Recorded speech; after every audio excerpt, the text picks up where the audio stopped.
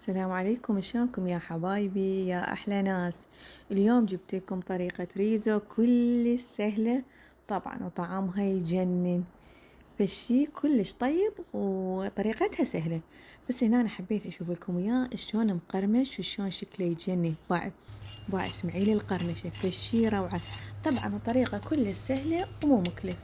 ويلا نبدأ بالصلاة على محمد وآل محمد. الطريقة: هنا أنا أخذت كيلو من صدر دجاج. طبعا الكمية أنت اللي تحتاجيها، أنا هنا استخدمت كيلو، أنت تستخدمين كيلو وربع، هاي بقت حسب الكمية اللي تحتاجيها.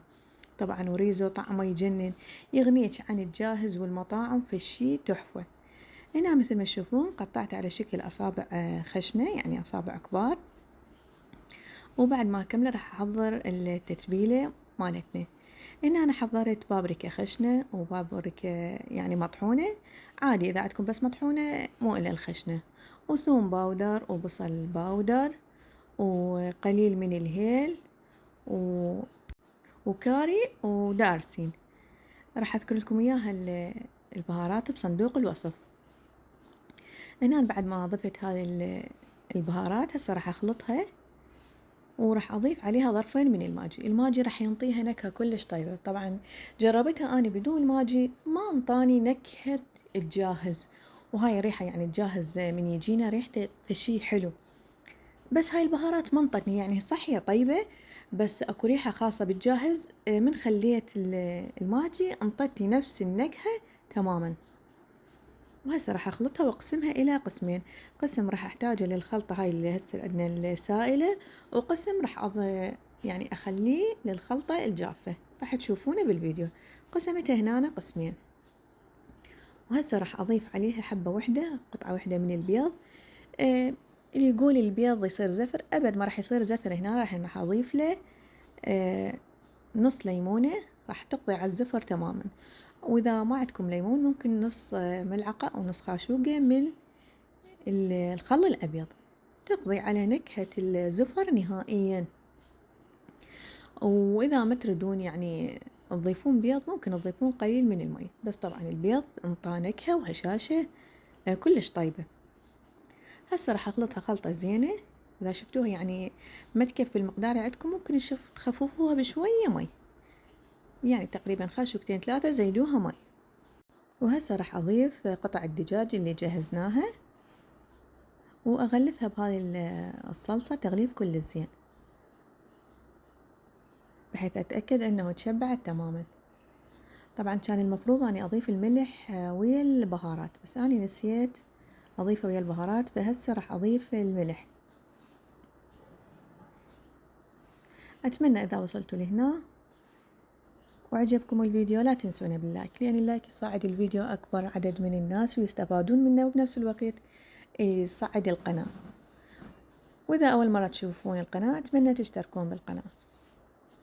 وهنا هسه صارت عندنا جاهزة. راح اغطيها، ممكن اقل شي تضيفونها يعني العفو تخلوها ساعة كاملة.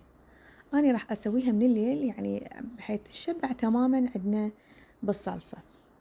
هنا أنا راح أجهز التمن. طبعا التمن اللي أسويه أو الرز، دائما يسألوني شنو التمن، اللي هو الرز.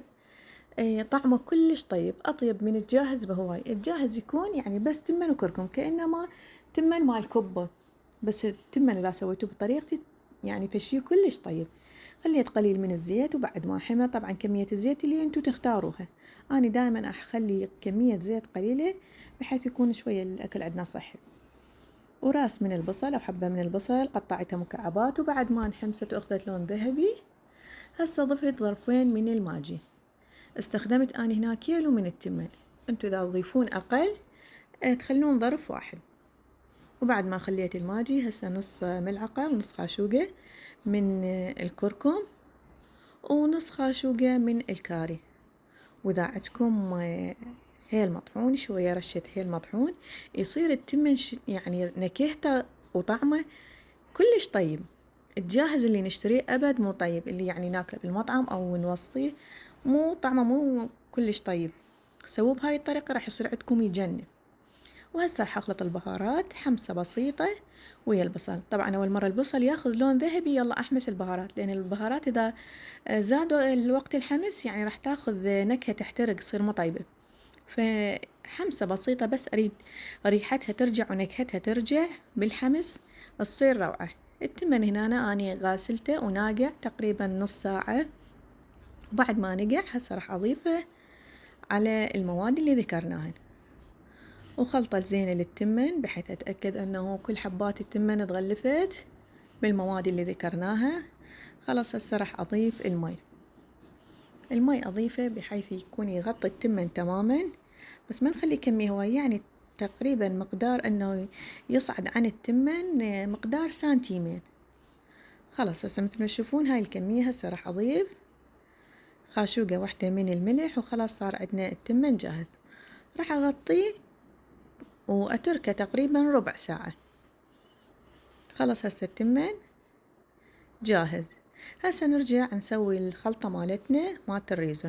هنا هاي 4 أكواب من الطحين، وزدت عليها بكوب من النشا، صار المعدل 5 أكواب، يعني 4 طحين وواحد نشا، وضفت عليها بقية البهارات اللي ذكرناها بداية الفيديو. وهسه راح أضيف تقريبا نص خاشوقة من الملح، وتصير عندنا هذه الخلطة جاهزة.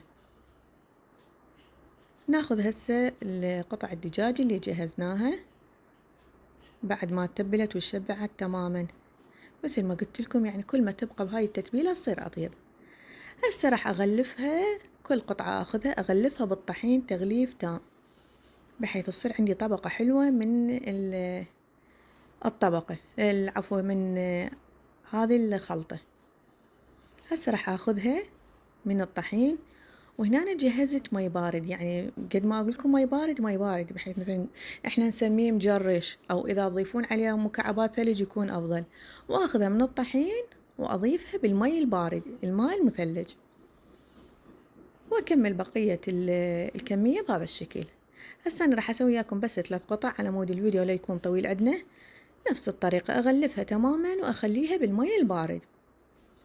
هسه أخذها من المي البارد، طبعا هاي إيد عندي ناشفة وإيد تبللت، أحتاج هاي الإيد الناشفة أسوي بيها الطبقة هسه، يعني هسه تكون إيدي تكون ناشفة. شوفوا هنا بعد ما طبطبتها صارت عندي طبقة من الحراشف، هذا الشكل وهذا الشكل المقرمش. بالإيد هم الناشفة أرجع أسويها، وظهرت عندي شوفوها، قربت لكم الكاميرا على مود تصير واضحة. ممكن هاي العملية أكررها مرتين على مود تصير عندكم الطبقة أثخن، يعني ترجعون هسه بعد ما كملناها مرة ثانية تخلوها بالمي، راح تصير عندكم الطبقة تجنن. وممكن تكتفون الطبقة واحدة خلاص. هسه هنا صارت جاهزة عندي، ممكن هسه نقليها مباشرة، وإذا حابين تفرزوها بهذا الوقت ممكن نخليها بنايلون ونفرزها، تصير عندكم جاهزة شو وقت ما تردون تستخدموها. طبعا هي هسه ريحتها تجنن، شوفوها شلون بالتقلاة راح ترجع وتصير نكهتها تخبل. هنا رجعت للتمن، مر عليها 15 دقيقة تقريبا. طبعا المي تقريبا نشف بس بعد أكو، وحباية التمن ما مستوية. هسه بهالوقت راح أغطيه وأقلل النار، يعني على نار هادئة، وخلاص انتهت رحلتنا ويا التمن، بس راح نتركه مرحلة التهدير. هنا كمية زينة من الزيت، وبعد ما حمل زيت تماما هسه ضفت القطع عندنا وبديت أقلب بيهن إلى أن أخذت لون ذهبي. هسه من قليتها صارت الريحة تجنن، وهذا الشكل من استوى، بس حبيت أشوف لكم إياه شلون يصير هيجي لون ذهبي روعة. هسه هنا أنا بعد ما كملت مرحلة التقلاة والتمن صار عندي جاهز استوى. هسه بديت مرحلة أقطع الريزو. شوفوا لي شلون صارت طبقة كلش حلوة، واو، فشي كلش راقي. بعد أبد لا تشترون جاهز ولا تروحون مطعم، لأن سويت لكم إياه بطريقة كلش سهلة. وهنا بعد ما كملت التقطيع والتمن صار جاهز، صبيته طبعا بهذا الماعون الكبير بس على مود يكون واضح للتصوير، طبعا طريقة الصب مثل ما انتم تحبون. وهنا أنا سويت الصلصة اللي راح أضيفها على الريزو. هاي طبعا إيد أمير أموري ابني حب يشارك فضاف هاي القطعة وياي. هنا أنا الصلصة هاي اللي هي عبارة عن مايونيز وكاتشب، خلطتهم خلطة زينة وصارت هسه عندي جاهزة، بس خليتها بكيس الحلواني أو كيس التزيين على مود أسوي هذا الخطوط. وهنا أنا زيدتها بالمايونيز على مود تنطي الشكل والجمالية شلون تجهز. وهاي هنا أنا بالهسة عندي راح أضيف هاي صلصة جاهزة، ممكن تضيفوها ممكن، بس هاي الصلصة كلش كافي. بس هاي هنا أنا على مود الألوان وجمالية التصوير. هسه هنا أنا صار عندنا الريزو جاهز، وهذا الشكل النهائي، وتاكلوا بمليون عافية، ويا ربي صحة وسلامة، وأشوفكم بخير.